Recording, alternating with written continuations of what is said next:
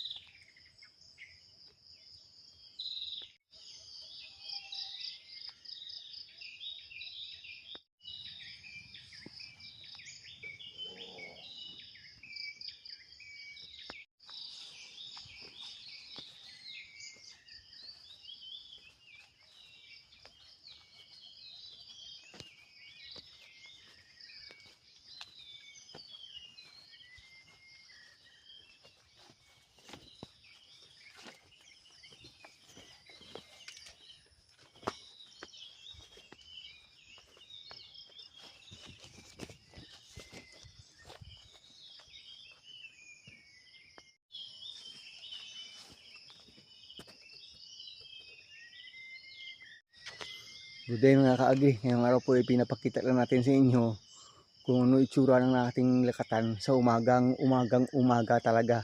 Ganito siya kaganda pag masyado pang maaga.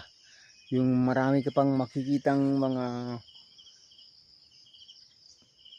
drops ng morning dew sa kanyang dahon. Ganyan po yung ganyang itsura. Napaka green talaga. Sinishare ko lang po sa inyo. Dito po yan sa ating 5th expansion. Ito yun na yung itsura niya. Sinasabi natin pwedeng magbunga mga 2 months from now. Bigla po siyang tumatangkad. Pag ganito na yung ulan ay talagang pandilig lang. Hindi sobra, hindi rin kulang. At pag sa umaga po na ito maraming mga morning dew na makikita sa kanyang dahon. Grabe po talaga yung siba niya sa pagkain ito ng mga fertilizers sa ilalim. Masaya lang po tayo na i-share po sa inyo yung itsura ng lakatan. Ganito siya kaganda sa umaga. Mga ka-agri, mamaya pag na-dry na yung dahon ito, syempre, iba na rin kasi masyado ng malakas yung tawag, yung sikat ng araw. Sabihin mo parang ano siya, parang tawag may stress siya, pero hindi po. Ganyan po yung kaganda. Ito po, tingnan nyo yung dahon. Yan po, hindi naman lahat dito matatangkad, kaya pilo sa taas. Maganda siya. Yan po, grabe siya green sa umaga. Mamaya puntahan natin yan dyan. So gusto lang natin ipakita sa inyo, ito talaga yung kanyang original na itsura. Amazingly beautiful sa umaga mga ka-agri. So ito po ay may nagtanong dito kung ilang buwan na ba ito, kailan po ito tinanim. Tinanim po ito noong March. Yung iba po dito ay naunang itinanim, pero February, March po ito tinanim. At saka ayun na nga, dinaanan na lang kaagad-agad ng summertime kahit na may moisture sa lupa. Kasi syempre na-delay po yung kanyang paglaki. Kasi po yung saging ay nagbubunga po yan. Pag talagang napakagaling ng paglaki, nagbubunga po siya sa 7 months. Pero karamihan po 10 months, 9 months siyang nagbubunga talaga yung ating saging. Pero pag ganoon na nga, pag talagang simula pagtanim, napakaganda ng tawag ng timing, ng ulan, ng abono, lahat-lahat. At din na ng summer, may irrigation ka. In 7 months po, pwede siyang magbunga. Gaya po nito. Grabe nakaganda yung kanyang pag-akyat talaga sa taas. Oh. Ganyan po talaga yung kanyang beauty. Kung makikita po ninyo, oh, yun, grabe. Oh. So, ito masyado nang matangkad. Habang dun sa labas, mababa siya. Pero dito na po na area, kasi nga masyadong maganda yung lupa sa ilalim. Grabe po, yung mga dahon. Nung isang linggo ha, 1 week ago lang ha, hindi po ganito yan. 1 week, after 1 week po, ganito na po. Yung mga dahon nagkakaabot-abutan na dito. Yung 1 week ago, yung dito po, makikita natin parang ganito lang yan oh. Yan. Parang ganito pa lang siya.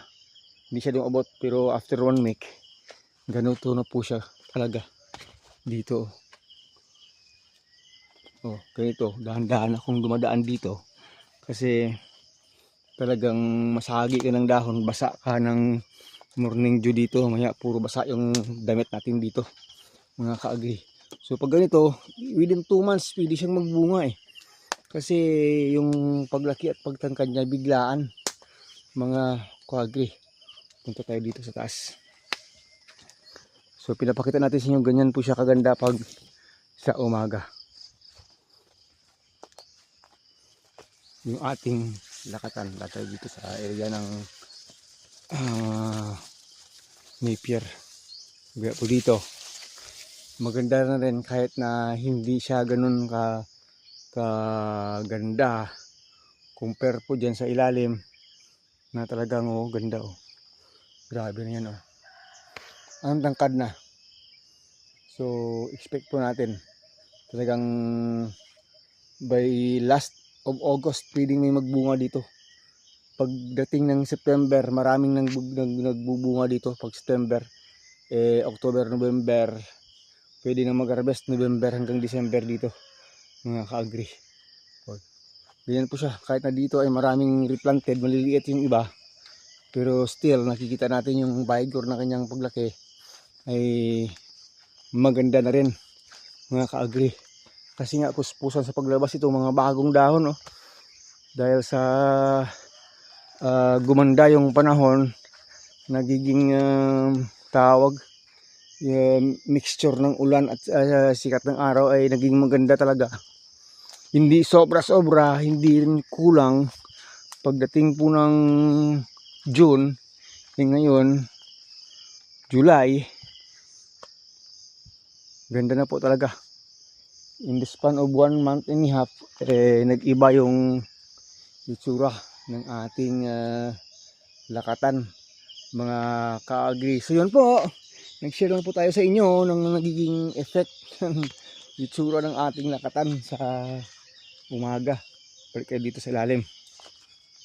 Saan ba tayo dadaan? Dito na siguro. Para di masyadong mahirap sa ano.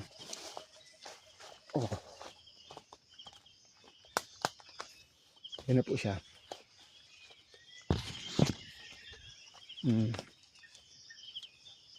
So masaya po tayo mag-share sa inyo para po ma-encourage yung mga fellow farmers natin dyan na nagtatanim ng lakatan. Mayroon dyan dream na lang nila maglakatan. Pero pag mayroon kayong chance na magtanim po, kahit mga 200, 400 ka puno lang, at bigyan nyo ng magandang treatment, pag-aaruga, pera po talaga sa lakatan. Yan po. Pero kailangan mo ng kunting kapital. Kasi di pwedeng walang kapital.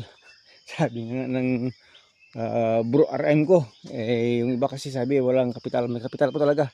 Kailangan mo pong mag-invest, hindi lang po sipag at tiyaga ito kailangan dito. Kasi binibenta yung mga suckers. Yan po. So yun, hindi na natin papatagalin itong ating video. Pinakita lang po natin sa inyo kung ano ba itsura ng ating lakatan sa umaga dito sa 5th expansion. Doon po sa kabila, doon po sa ilalim, siyempre mga nagbubunga na doon, tatangkad na.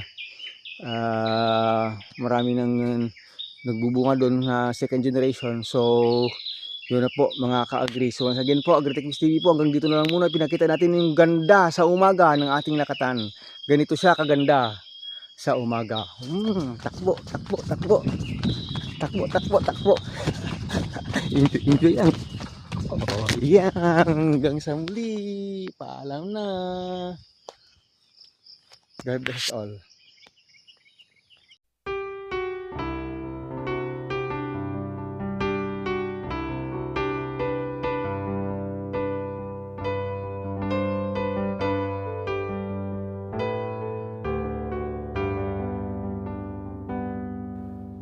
Listening through the distance, it's angelic in me. All the dreams tonight, my friend, never set them free. I was once like you before, where to begin? But I hold the dreams I have and never leave it there.